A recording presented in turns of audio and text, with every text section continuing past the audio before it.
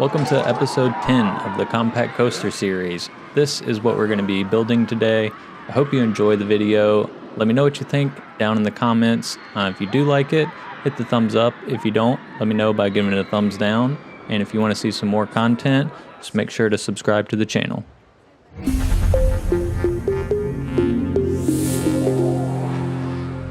I wanted to do a little something special for this episode. Since it is episode 10, it's a little milestone for me. So originally I was thinking to actually raise the budget to $10,000 for episode 10 and do something a little bit larger than we would normally do in this series. I ended up really liking the way that coaster was coming out, and so I ended up actually moving it to another project, and I'm going to be starting a park soon and using that one. But anyways, back to this episode. So instead of going larger, I decided to go ultra compact and use the rectangular template for the flat rides. So this roller coaster is not going to be any larger than a flat ride is. It's going to end up being a little bit more cost-wise than the flat ride, but you also get a little bit better ratings.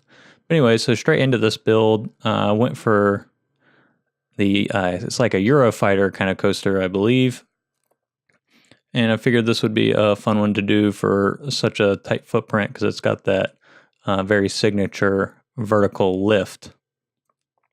So originally I was wanting to do the vertical lift and then also at some point in the coaster have a vertical hill to kind of mirror that lift on the other side. That ended up not working out at all. So we ended up going in with some helix kind of ideas, but I wanted to do some sort of nice loop-looking feature. I ended up going with this. It's a heart-shaped loop, I guess, and it's got a heartline roll in the middle, which this coaster doesn't actually give you an offset banking to really make a heartline roll. So I kind of had to make my own, and it was a little difficult. Ended up looking a little rough when you're riding it, but in the end, for how small it is, I'm pretty happy with the results. I was thinking going into this episode to try to do a double loop, and I actually mean a double loop being one loop inside of the other. So you'd have a smaller loop at the top of the big loop. And I still want to do that, so I think we're going to do that on another build, but being in this super tiny footprint, I was just not able to make that happen with this coaster. So at this point in the build, I'm really happy with the way the heart loop kind of came out, but I really was unsure of how to finish this ride, and I didn't want to just go straight into the end of the station there, since, I don't know, I feel like that would kind of be taking the easy way out, so I didn't want to do that. I wanted to get something else in here, and I was thinking maybe of going over the station. I had even actually thought about trying to get a loop in front of the station, but there's just not enough room. This is such a tiny footprint. It was pretty hard to work with, but it was a fun challenge trying to figure out how to get everything in there and then also not have it to where the coaster would be hitting other trains in the ride during the ride. So ultimately, as you can see, I just kind of did a loop back and then another 180 turn into the station. And I ended up keeping this and just tweaking it some. It took quite a while for me to end up getting a result that I was pleased with these turns. And also I was having a little bit of trouble getting the excitement ratings to kind of stay up during these turns. Not sure if there's anything else I could have done to keep the excitement up, but it seems like after that last hill, it just kind of plateaus at like 5 or 6 excitement and I couldn't get it to stay back up at 7 or 8. Even with the lower excitement on the end, you can see the test ratings coming in, popping up a few times, or right around 7 excitement, 4 fear, and like 1 nausea. And I think near the end in the final version that was smoothed out properly, ended up being around 6.5 excitement. We'll see it at the end. Running the coaster this close to that first drop ended up being quite a headache, just trying to make sure that the coaster wouldn't come down and actually hit the other track. I did turn off the coaster restrictions just because I prefer to build in that manner. But there was so many different tries where I had, and it was just the other coaster. People would be losing limbs or faces or something, and that's no good.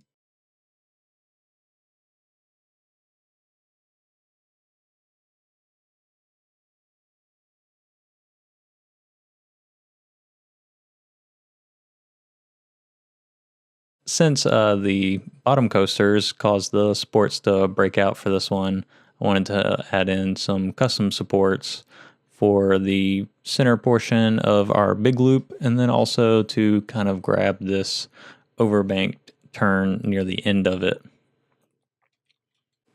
And then at the end of everything, the supports don't look anything like they do right now. But that's okay. I think the latter of my ideas was a better one for the supports. Ended up going out the back rather than trying to come forward with it like I was. And that was one reason that I kind of extended that half loop up, and so I could make the grab with the support a little bit more realistic than it was going before. I'm pretty sure I've mentioned it before, but I am just totally loving this new update with the supports and that sort of thing. It finally gives me like the freedom to make a coaster and not have to worry about the visual of a missing support or something being just totally eating away at me while I'm building and riding and that sort of thing. Because a lot of my builds, I'd have a piece of track where I wanted it, and then the support would disappear from something else. And just being my personality, I can't really live with it being like that. So I'd end up adjusting the track so that the support would come back and, actually support the coaster. So having the custom supports is just it's can be a little headache putting them in, trying to get them to look right, but it really gives you a way more freedom for building and being able to keep at least a somewhat, believable or slightly realistic look to your coaster. And also, as you can see with this one, the supports are a little bit sturdier looking than the original one. So those really tall inversions on some coasters, you can actually give them like a robust feel. So I feel like some of these coasters that are going 200 feet in the air and they're on these little skinny supports, and to me that's kind of a little bit hard to believe. So it's nice to have the flexibility and also just the more robust look to them. I think that can really just add a lot to a coaster with just a couple supports. I'd really love to hear what you guys think about this latest update with the sports, or if you got the vintage pack, let me know how you're liking that. You can just drop a comment down below, or you can find me on Instagram, Twitter, Facebook, and all those sorts of things. And I'd love to see what you're coming up with, showcase some of your support builds and that sort of thing, or anything with the new update, or in general, just give me a shout out, and would love to check them out. I'd love to see what you guys are coming up with. I've also been thinking about maybe adjusting this series a little bit, maybe editing the scenario to maybe allow for a little bit more budget, or perhaps change the objectives and try to go for something else with these kind of builds. I still really want to keep them compact, of course, since that's the main game of this series. I wouldn't mind expanding to be a little bit larger, but I guess the most important thing is making sure that these blueprints will have the highest chance to fit into any of your parks, and also be affordable so you can start with them early in the game, and you'll have something reliable to place down and get guests on and start making money in your career mode or challenge mode. I also hope to start a new series soon. I'm going to be looking at doing a entire park build.